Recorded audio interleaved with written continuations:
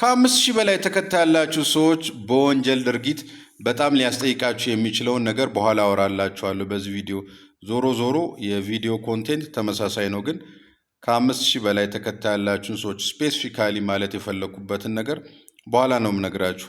እንግዲህ ዝም ብላችሁ በቃ አፋችሁ እንዳመጣላችሁ ሰዎችን የምትናገሩ፣ የጥላቻ ንግግር የምታደርጉ፣ የምትሳደቡ፣ የምታዋርዱ እናንተ እንድትጠነቀቁ ነው። እንግዲህ አሁን እዚህ ጋር ማውራት የምፈልገው ማለት ነው ምን መሰላችሁ? የጥላቻ ንግግርና ሐሰተኛ መረጃ ስርጭትን ለመከታተልና ለመቆጣጠር የወጣ አዋጅ አለ።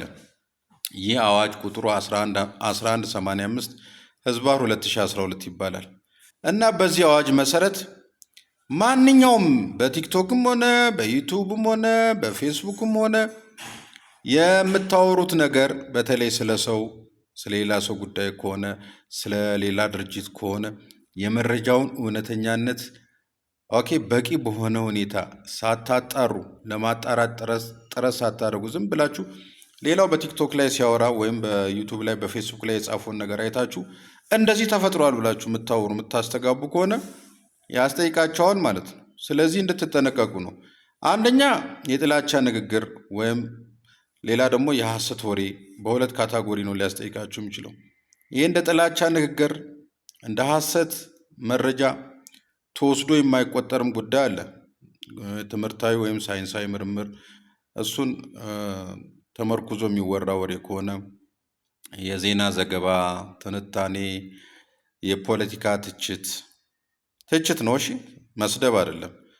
ከሆነ ትችት ሲባል ያው ጠቃሚ ትችት ነው። ፖዚቲቭ ትችት አለ፣ ኔጌቲቭ ትችት አለ እና የሃይማኖታዊ አስተምሮት አካል ከሆነ እነዚህ እንደ ጥላቻ ንግግር ወይም እንደ ሐሰት ወሬ ተደርገው አይቆጠሩም በአዋጁ ማለት ነው። ለማንኛውም ግለሰብን እየጠራችሁ እየተሳደባችሁ በጥላቻ ንግግር እየተናገራችሁ ከሆነ እስከ 2 ዓመት የሚደርስ ቀላል እስራት ግለሰቡ አቤቱታ ካቀረበባችሁ ትቀጣላችሁ፣ ወይም ከብር 100,000 ያልበለጠ መቀጮ ትቀጣላችሁ። ነገር ግን በሶሻል ሚዲያ የጥላቻ ንግግር የተናገራችሁ ሰውዬ ወይም ደግሞ የሐሰት ወሬ ያወራችሁበት አካል ቡድንም ሊሆን ይችላል፣ ግለሰብም ሊሆን ይችላል። እናንተ በተናገራችሁት ንግግር ምክንያት በግለሰብ ወይም በቡድኑ ላይ ጥቃት ከተፈጸመ ጠብቀው ከደበደቡት፣ ሌላው ደግሞ ካምፓኒም ከሆነ ካምፓኒው ምርቱ እንዳይሸጥ ጥቃት ከተፈጸመበት ማለት ነው። እናንተ ባወራችሁት ምክንያት የካምፓኒው ምርት እንዳይሸጥ ሽያጩ ከቀነሰ ቅጣቱ ይከብድባችኋል ማለት ነው። እስከ 5 ዓመት ድረስ ሊያሳስራችሁ ይችላል።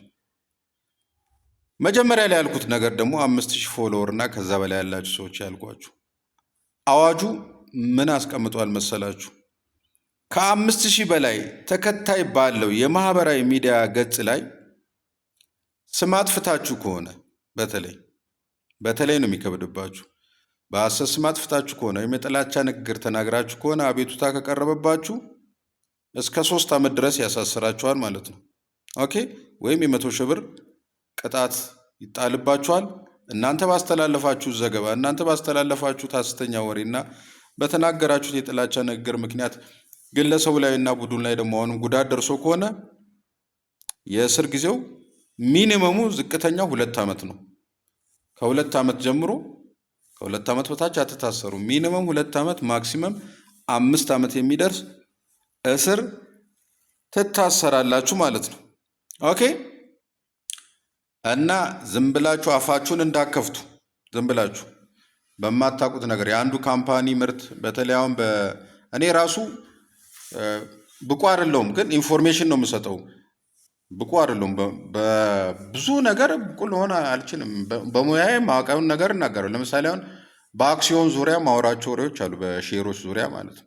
ኢንፎርሜሽን ነው የምሰጠው፣ ግን የዚህ አክሲዮን መግዛት አለባችሁ፣ ይህን አክሲዮን መግዛት የለባችሁም እያልኩኝ የኢኮኖሚክ አናሊሲስ መስራት በደንብ እዛ ገብቼ ኢኮኖሚክ አናሊሲስ ሰርቼ ተንትኜ አውቄ ለዛውም ፍቃድ ኖሮኝ ያን ኢኮኖሚክ አናሊሲስ ሰርቼ መግለጫ እንድሰጥ ፍቃድ ሳይኖረኝ እንደዛ ዝም ብዬ ተናግሬ እኔ በተናገርኩት ንግግር ምክንያት ከ5000 በላይ ፎሎወር አለኝ እንደምታዩት 200 ሺህ እስቲ ያስገቡኝ እግረ መንገዳችሁ 180 ምናምን ሺህ ነኝ እና ዝም ብዬ እኔ በለፈለፍኩት ምክንያት የአንዱ ካምፓኒ አሁን ብዙ ሰው ሰምቶት እኔን አምኖኝ የአንዱ ካምፓኒ አክሲዮን መሸጥ ቢያቆም ጋሽ አለሜ ነው እሱ ባወራው ወሬ ምክንያት ነው ብሎ በማስረጃ ቢያስቀርብ ለፍርድ ቤት ብከሰስ አደጋ ደርሷል ማለት ነው። ዝቅተኛ 2 ዓመት እስር፣ ከፍተኛ 5 ዓመት እስር ይፈረድብኛል ማለት ነው።